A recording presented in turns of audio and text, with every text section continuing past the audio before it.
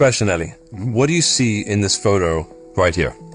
Oh, it looks like a playground or a kindergarten, isn't it? Yeah, well, it is. Well, and it isn't. This kindergarten doubles as a bomb shelter. It goes deep underground and has reinforced steel doors. Yeah, there are thousands of these all over Israel. But not in Gaza. Did you know there are no bomb shelters in Gaza? Yeah, I did. I know. This is because of a strategy. It's called tactical civilian sacrifice. Tactical civilian sacrifice. One of the most despicable strategies ever devised in the long and tragic history of human warfare. Let's go back to the fact that there are no bomb shelters in Gaza. So how could that be? I mean, Hamas planned this war for decades. Every aspect was very carefully thought through. Their tunnel system is longer than the New York subway and the London Underground. Do you think they just forgot to make bomb shelters for their people? They could have opened their tunnels to them. There would have been plenty of room. Why does Hamas insist on leaving Gazans so vulnerable and exposed? Well, it's that question that's at the heart of the entire Gaza war, and most people cannot handle the truth.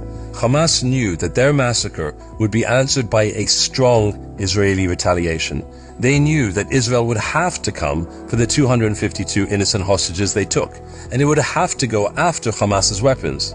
So, they put their rocket launchers and other weapons in schools, in hospitals, in private homes and mosques, in violation of every humanitarian law.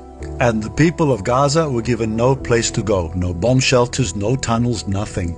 Hamas made sure that when Israel responded, the Palestinians would be caught in the crossfire, and predictably, world opinion would turn against Israel. But it was all intentional. This is not a strategy of human shields. This is a strategy of human sacrifice. It's disgusting, evil, and cowardly.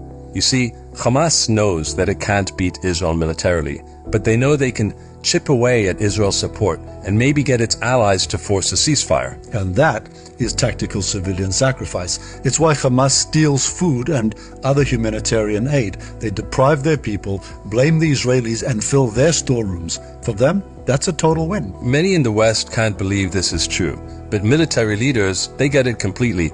They've seen it for themselves against the Taliban and ISIS.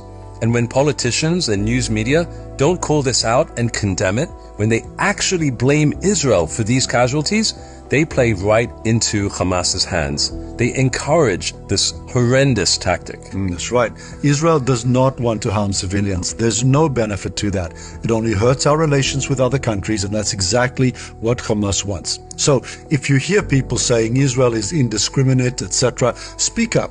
Tell them, I hear that being said, but the truth is different, and then explain the concept of tactical civilian sacrifice. It's a simple concept. Just don't be surprised if people can't get their heads around it. It may go against their most basic beliefs and values.